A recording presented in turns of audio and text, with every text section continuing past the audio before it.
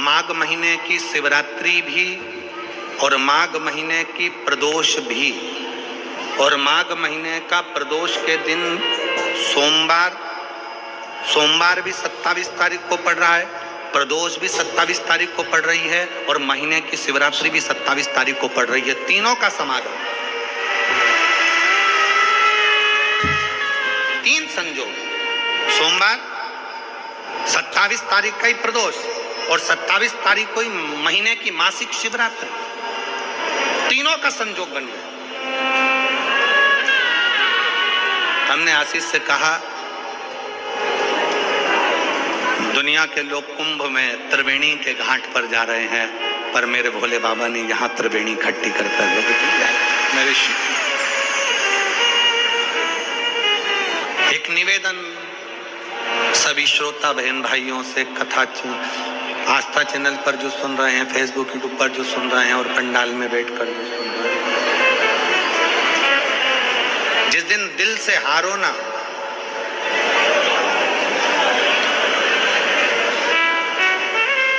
थोड़ी तकलीफों में अगर घिर जाओ, तकलीफें आ जाए, कष्ट आ जाए, तकलीफें जिस दिन तुम्हारे भीतर बहुत ज्यादा मात्रा में आ जाए, उस दिन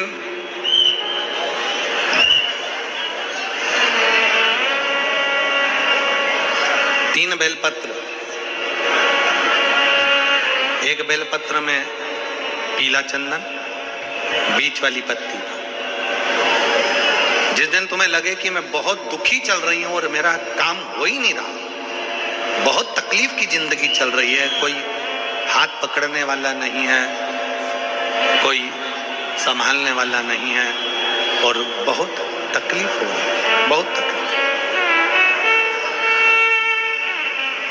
उस समय पर एक बेलपत्री के बीच वाली पत्ती पर पीला चंदन,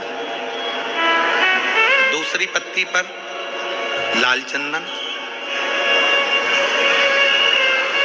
और तीसरी पत्ती पर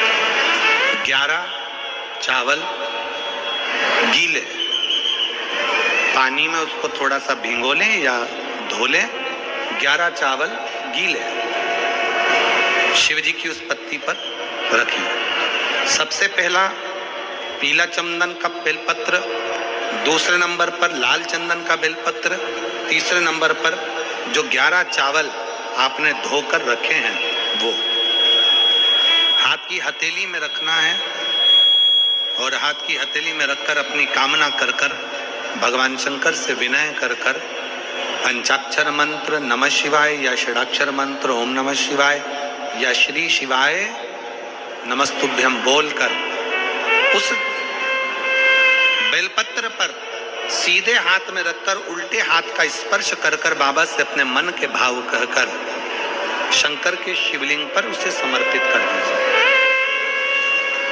एक ही लोटा जल, जहां से जल बहता है अशोक सुंदरी वाली जगह, एक ही लोटा जल, जहां से जल बहता है उस जल बहने वाली जगह पर 3 बार उस जल को अपनी कामना कर कर श्री शिवाय नमस्तुभ्यम या पंचाक्षर मंत्र या षडाक्षर मंत्र बोलकर 3 बार उस स्थान पर गिरा दीजिए।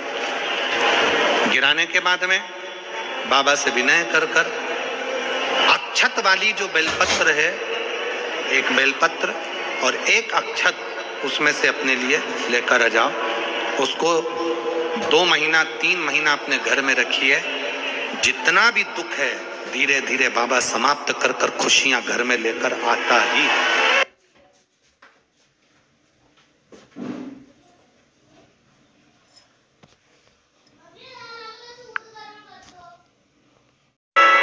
दुख समाप्त होगा, खुशियां घर में आएगी।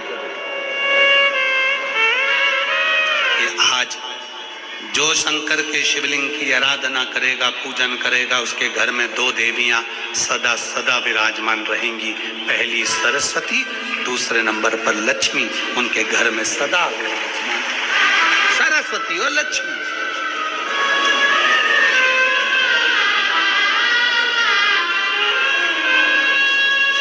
एक देवी का फूल होता है, शायद मुझे उम्मीद है कि आप सब जानते होंगे।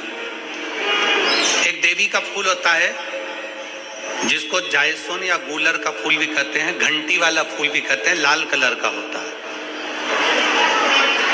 काय का बोलते हैं इधर? गुड़ल, गुड़र का फूल, जायसोन का फूल लाल कलर का होता है, जिसमें घंटी निकली रहती है एक छोटी सी, उसमें पीले पीले पीले पीले दाने रहते हैं।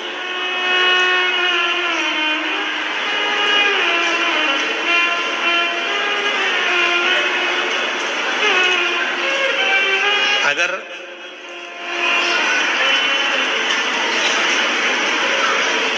मान लो कोई बेटा बेटी, कोई लड़का लड़कियां, कोई बेटा बेटी,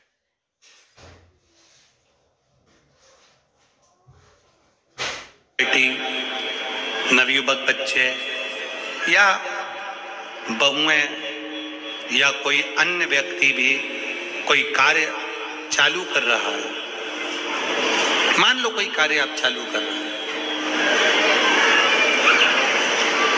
एजुकेशन के लिए बढ़ रहे हैं, या आपने कोई लक्ष्य बनाया है कि मुझे इस कंपटीशन एग्जाम में बैठना है, इस कंपटीशन एग्जाम में बैठना है और मेरा इसमें पास होना जरूरी है, और मैं जो चीज पढ़ती हूं ना मैं भूल जाती हूं, मैं अध्ययन करता हूं और भूल जाता हूं। कई माताएं भी ऐसी हैं 40, 45, 50 साल, 60 साल की हो गई, 60, 70 साल की हो रही हैं, कई बार कह देती है मेरी याददाश्त ठीक नहीं है, मैं कोई सामान रखती हूँ भूल जाती हूँ, मेरी याददाश्त में नहीं रहती। कोई भाई लोग कह देते हैं मेरी याददाश्त में नहीं रहता, भूल जाता हूँ। कोई कहकर गया मुझसे बात कर लेना और मैं भूल गया कि मेरे को उससे बात करना था। कई बार मुझे मनी मंजिल तक पहुंचना है। तो शिव महापुराण की कथा कहती है आप अपने परिश्रम को 4 गुना बढ़ाओ, मेहनत 4 गुना करो, पढ़ाई 4 गुना करो, अध्ययन 4 गुना करो, दिन रात एक कर दो।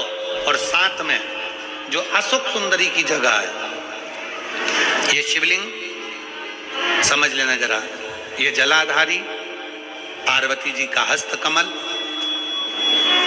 ये शिवलिंग, ये जलाधारी, और यहां से जल बहता है।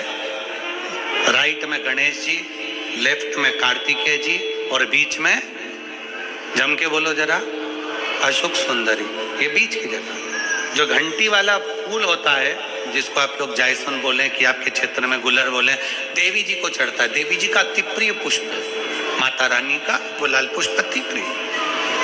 उसी पुष्प को ये बेलपत्र की जो डंडी होती है, बेलपत्र की जो डंडी का भाग होता है, उस घंटी का भाग उसी डंडी की ओर होना चाहिए। जैसे फूल की जो अंदर की घंटी जो निकली हुई है उसका भाग ऐसा डंडी की ओर होना चाहिए। मतलब आपको बेलपत्री पर ये फूल को इस तरह से रखना पड़ेगा, मतलब उसका जो घंटी का भाग है, लाइए फूल लाओ, जेरा फूल मिल गया, वो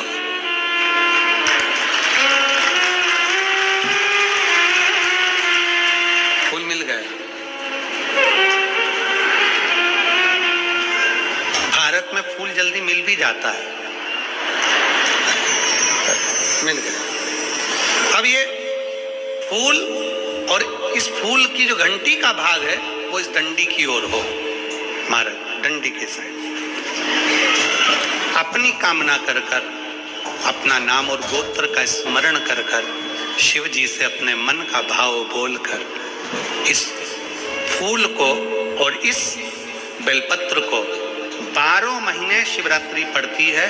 किसी भी शिवरात्रि पर अशोक सुंदरी वाली जगह पर शंकर के शिवलिंग की ओर जो अशोक सुंदरी की जगह है वहां पर डंडी और घंटी का मुख शिवलिंग की ओर होते हुए उस बेलपत्र को समर्पित करो।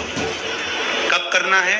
पहले 1 लोटा जल समर्पित कर कर, फिर ये बेलपत्र अपनी कामना कर कर, बाबा से विनय कर कर, बाबा मेरा ये कंपटीशन एग्जाम है, मैं पढ़ूंगी, 4 गुना मेहनत करो, अध्ययन करो, अच्छी पढ़ाई करो, दिल से पढ़ो, रात दिन एक कर दो, और 1 घंटी का पुष्प, 1 बेलपत्र, जब तक तुम्हारा एग्जाम ना आए, 4 महीना, 5 महीना, 3 महीना, प्रत्येक शिवरात्रि, हर महीने शिवरात्रि आती है, प्रत्येक शिवरात्रि पर समर्पित करो।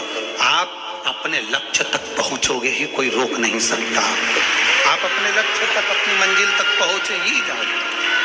बोल बम का नारा है। बेटा बेटियों का विवाह नहीं होता, उन बेटा बेटियों के लिए मान लो अगर कोई ग्रह ऐसे हो गए कि भाई संबंध टूट गया और संबंध टूटने के बाद तलाक हो गया, होने के बाद दूसरा विवाह ही नहीं हो रहा, संबंध टूटने के बाद मंगल विवाह दूसरा हो ही नहीं रहा, प्रयास करिएगा। माँ जगतजननी जगदम्बा का हाथ इस तरह से रहता है, अपने दर्शन करेंगे पार्वती मैया के शिव मंदिर में, तो पार्वती जी का हस्त कमल शंकर जी की साक्षी में हमेशा बंधा हुआ रहता है, शिव की साक्षी में। महाराज प्रदोष काल में, प्रदोष के दिन, कभी भी किसी भी प्रदोष के दिन, वैसे तो मूल है इसमें सोम प्रदोष का वर्णन, सोमवार की जो प्रदोष पड़े उसका मूलता माना गया है, पर आप प्रयास करना कि किसी भी प्रदोष के दिन जिसका तलाक हो चुका हो, जिसका संबंध खराब हो चुका हो, संबंध हो ही नहीं रहा हो वापिस से, सोम प्रदोष के दिन जहां मां जगतजननी का हस्त कमल बंधा रहता है और शंकर भगवान का शिवलिंग है। आप लोगों ने कथा सुनी होगी कि सबसे पहली यज्ञोपवीत संस्कार, सबसे पहला यज्ञोपवीत संस्कार किसका हुआ था और किसने किया? महाराज सबसे पहला यज्ञोपवीत माता ललिता देवी ने भगवान शंकर को यज्ञोपवीत धारण करवाया था।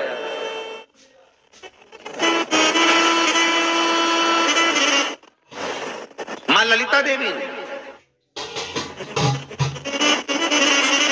सूत्र बनाकर अपने हस्त कमल से भगवान शंकर के सम्मुख में बिठाकर भोलेनाथ जी के हस्त कमल से स्वतः सूत्र बनाया। भगवान शंकर प्रसन्न हो गए थे, बहुत प्रसन्न भोलेनाथ जी, इसलिए शंकर भगवान ने ललिता देवी को 2 वर दिए थे, एक किसी का अश्रु नहीं देखूंगा, दूसरा जो यज्ञोपवीत समित समर्पित करेगा, यज्ञोपवीत का भाव जो मुझे देगा उसके जीवन में बाधाओं को हर लूंगा। इसलिए आज भी हिंदू धर्म में देवताओं को जो यज्ञोपवीत चढ़ाया जाता है वो उलझा हुआ नहीं होना चाहिए। देवताओं को जो यज्ञोपवीत चढ़ता है उसको सुलझाकर चढ़ाया जाता है, समर्पित करेगा। अब कई विद्वान ब्राह्मण ऐसा कैसे यज्ञोपवीत में हल्दी लगाकर छोड़वा देते हैं, परंतु वो उलझा हुआ रहता है, वो सुलझा हुआ अगर चढ़ाएगा तो जो जजमान पूजन कर रहा है, जो जजमान पूजन में लगा हुआ है, उसको पूर्ण फल की अनुभूति हो, पूर्ण फल का प्राप्ति हो और ब्राह्मण भी बंधन से मुक्त हो। ललिता देवी जी, तो हमारे यहाँ भौम सोमवार का जो प्रदोष हो, उस प्रदोष के दिन जिसका मंगल विवाह नहीं हो रहा है, सारी तकलीफें झेल रहे हो, बहुत कष्टप्रद हो, तो माँ का जो हस्त कमल है, उस हस्त कमल से लेकर शंकर भगवान के शिवलिंग तक एक कच्चे सूत की धार बनाई जाती है। महाराज 6 धार कच्चे सूत की बनाई जाती है। यहाँ शंकर भगवान का शिवलिंग है, यहाँ माता का हस्तकमल है, हस्तकमल से चालू होकर शिवलिंग, शिवलिंग से चालू होकर हस्तकमल, ऐसी 6 धार बनाई जाती है माता। और धार बनाकर उस धार पर माखन का लेपन किया जाता है भगवान शिव को। जैसा ललिता माता ने भगवान शंकर से वर प्राप्त करा था, उसी तरह फिर उस लेपन को लगाने के बाद उसको उतारकर उसी को लपेटकर शंकर भगवान पर उसको चढ़ा दिया जाता है, मात्र अपनी मंगल विवाह की कामना कर कर। अगर कोई कुंवारी अवस्था में कर रहा है तो उसमें हल्दी लगाए, और अगर कोई शादी होने के बाद, संबंध टूटने के बाद दूसरी शादी के लिए कर रहा है तो उसमें हल्दी ना लगाए, बस इतना अंतर रहता है।